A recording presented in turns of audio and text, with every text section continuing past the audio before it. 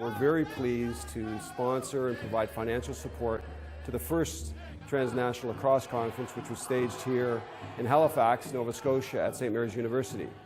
Attracting delegates from the sport, academic, First Nations and cultural communities, the event successfully celebrated our wonderful game while supporting the mandate of the Canadian Lacrosse Foundation to promote the heritage and the history of the game. To me, it means that it's part of something that is really cutting edge. It's like where lacrosse is at a technology point where academics meets the sport, the culture, the history, and the whole community in general and where it's going. So it's like a gathering of the minds and gathering of like minds as far as lacrosse goes in sport, and what kind of good medicine that this game can bring. The exposure that we're now getting to the game of lacrosse and the development of the game, bringing in multiple individuals, everything from people who have played at the World Games, people who have been part of it, coaches, but also people who are not players of the game or officials of the game, but people to learn the game and understand it and help educate others. Over 4 years ago, we reintroduced lacrosse back into our community. And since then, we've had a lot of uptake from our community and some of the other communities, and our boys are now actively involved in lacrosse. We've had our boys participate in events nationally and provincially. So having this conference is just a really good way to kind of bring together some of the basic teachings that we've done with the kids, and to have them be given the opportunity to see these players that are playing at a national level, that have played for Team Canada, hear more about the history piece of lacrosse and just how it's part of our culture, and it would be good to have it back in the community and have our boys representing their communities on different national and provincial teams. Being able to tell my story and how much lacrosse means to me, and describing some of the things that happened at the Worlds and how it's such a tight-knit community all across the globe, and to be here at this conference to be able to share my experiences as well as learn from so many other people who've played lacrosse and trying to be great ambassadors is awesome.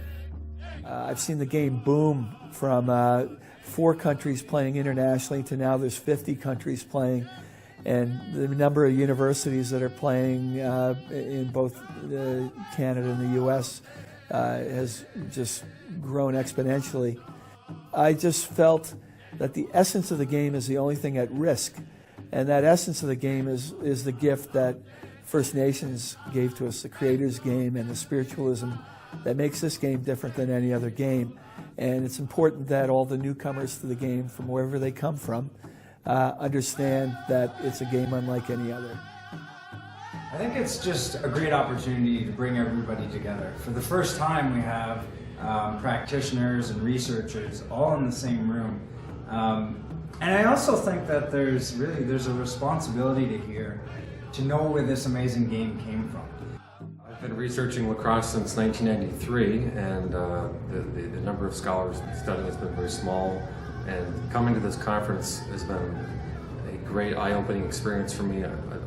It's phenomenal knowing that there's this many people who are now studying the game, and I feel like I have a new wing of my family. Owens College, they are basically medical students here. The key person is this guy with the hipster moustache. He's a pre-hipster, I suppose. He's important because he wrote this thing. His name is Norman Melland. He wrote one of the very first lacrosse manuals ever published in the United Kingdom. First edition came out in 1889. This one's actually from 1909. What I see coming out here is shared material, so this video is one of them, but also when it gets together, you're going to be able to, this could live much longer than I will, and hopefully the information I'm sharing is going to live on. And that's part of what I look at doing. This whole conference to me is really good, really strong.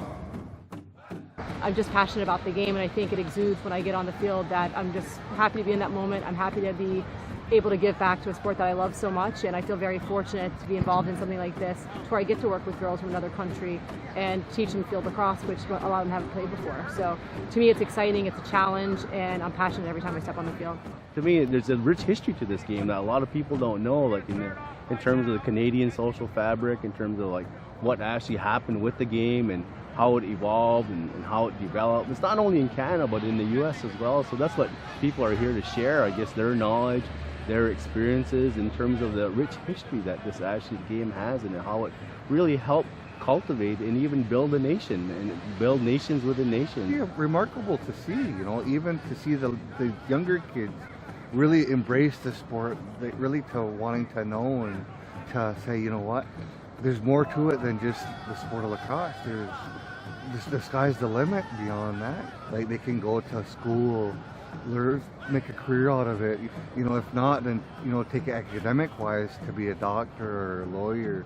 There's so much things you could do with the sport. Really coming to the conference, obviously networking, connecting with aspiring and seasoned leaders, but more than that, I just realizing that a lot of history that wasn't recorded in the past, and now that this is our new history being created and it's being recorded. So to be a part of that, it's a phenomenal feeling.